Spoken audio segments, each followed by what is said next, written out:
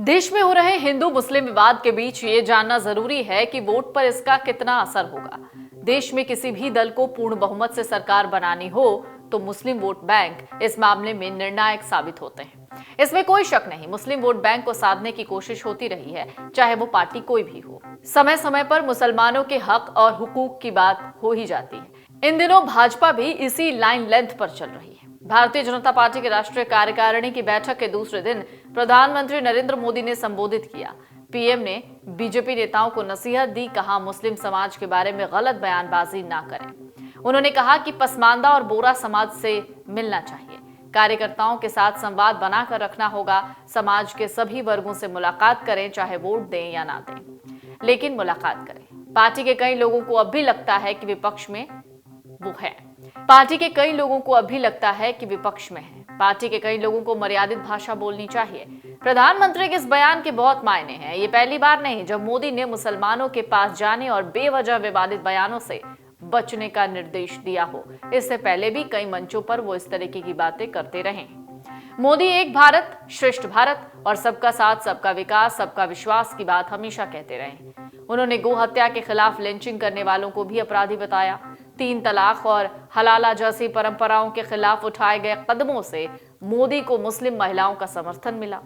मोदी ने जिस तरह से अपनी पार्टी के कार्यकर्ताओं को मुसलमानों के मन में बीजेपी के प्रति बिठाए गए शक को दूर करने की बात की, उसे साफ है कि प्रधानमंत्री मुसलमानों को भरोसा दिलाना चाहते हैं कि बीजेपी उनके खिलाफ नहीं है। ये काम आसान नहीं, लेकिन अगर बीजेपी इसमें थोड़ी बहुत ही कामयाब हो पाई तो ये अगले लोकसभा चुनाव में गेम चेंजर साबित होगा। विपक्ष और खास तौर पर राहुल गांधी लगातार कहते रहे कि जनता में बीजेपी के खिलाफ नाराजगी है और उससे इसका नुकसान होगा। कांग्रेस के नेता कह रहे हैं कि बीजेपी को भी जनता की नाराजगी का एहसास है, इसलिए अब मोदी मुसलमानों के दिल जीतने की बात कह रहे हैं। अब जरा ऑल इंडिया मुस्लिम काउंसिल का भी जिक्र कर लेते हैं। ऑल इंडिया मुस्लिम काउंसिल के राष्ट्रीय उपाध्यक्ष अनीसुर रहमान कहते हैं कि नरेंद्र मोदी का अपने कार्यकर्ताओं को ये कहना कि जो वोट नहीं देते उनके घर जाकर भी उनकी समस्याओं को जानने की कोशिश कीजिए, ये स्वागत योग्य बयान है। आपको बता दें, ऑल इंडिया मिली काउंसिल धार्मिक मामलों, मुसलमानों के सामान्य मुद्दों के साथ साथ देश के मुद्दों से संबंधित भारतीय मुसलमानों का एक आम और एकजुट मंच है। ये काउंसिल शरिया यानी इस्लामी कानून के क्षेत्र में की गई इसकी गतिविधियां चलाती है। उत्तर प्रदेश के 45% मुस्लिम आबादी वाली रामपुर लोकसभा सीट पर उपचुनाव में बीजेपी को 42,000 वोटों से जीत मिली थी। मुस्लिमों के गढ़ माने जाने वाले आजमगढ़ उपचुनाव में भी 13 साल बाद बीजेपी कमल खिलाने में कामयाब रही। बीजेपी प्रदेश अध्यक्ष स्वतंत्र देव सिंह ने दावा किया था कि यूपी विधानसभा चुनाव में 8% पसमानदा का वोट बीजेपी को मिला।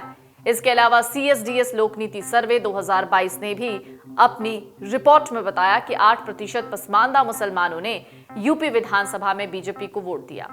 इसकी वजह से कई सीटों पर बीजेपी की जीत में पसमानदा ने अहम भूमिका निभाई। यूपी विधानसभा चुनाव 2022 में 34 मुस्लिम विधायक जीतकर लखनऊ पहुंचे, जिनमें से 30 विधायक पसमानदा हैं। उत्तर प्रदेश की कुल आबादी में पसमानदा मुस्लिम 18% है। ऐसे में साफ है कि स्नेह यात्रा के जरिए बीजेपी न सिर्फ 80 लोकसभा वाले यूपी बल्कि बिहार, बंगाल, झारखंड जैसे राज्यों में भी राजनीति साधने की कोशिश कर रही है। सूत्रों की माने तो 2024 लोकसभा चुनाव में एनडीए के सहयोगी पार्टियां अन्ना द्रमुक, अपना दल, निषाद पार्टी, जेजेपी, राष्ट्रीय लोजपा, बीपीएफ, एजीपी, आईपीएफटी आदि पसमानदा मुस्लिम समुदाय को जोड़ने के लिए बाकी छोटे सहयोगियों के जरिए अपने मास्टर प्लान को लागू करेंगे। यानी चुनाव में ये पार्टियां पसमानदा समुदाय के नेताओं को मुस्लिम बहुल सीटों पर उनके चुनाव चिन्ह पर टिकट देंगी। भले ही ये पार्टी चुनाव न जीत सके, लेकिन मुस्लिम वोटों को बांटने और विपक्षी दलों को कमजोर करने में अहम भूमिका निभाएगी। अब जरा बोहरा मुसलमानों के बारे में जान लीजिए।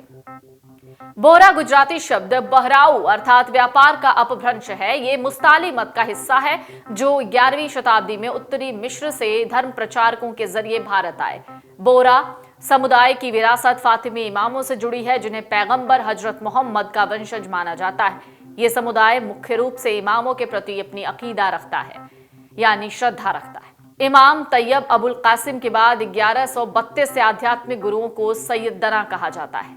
भारत में करीब 20 लाख से ज्यादा बोहरा समुदाय के लोग हैं। मुस्लिम समाज मुख्य रूप से 2 हिस्सों में शिया सुन्नी में बटा हुआ है। बोहरा समुदाय शिया और सुन्नी दोनों में होते हैं। सुन्नी बोहरा हनफी इस्लामिक कानून को मानते हैं तो दाऊदी बोहरा मान्यताओं में शिया समाज से मिलती जुलती हैं।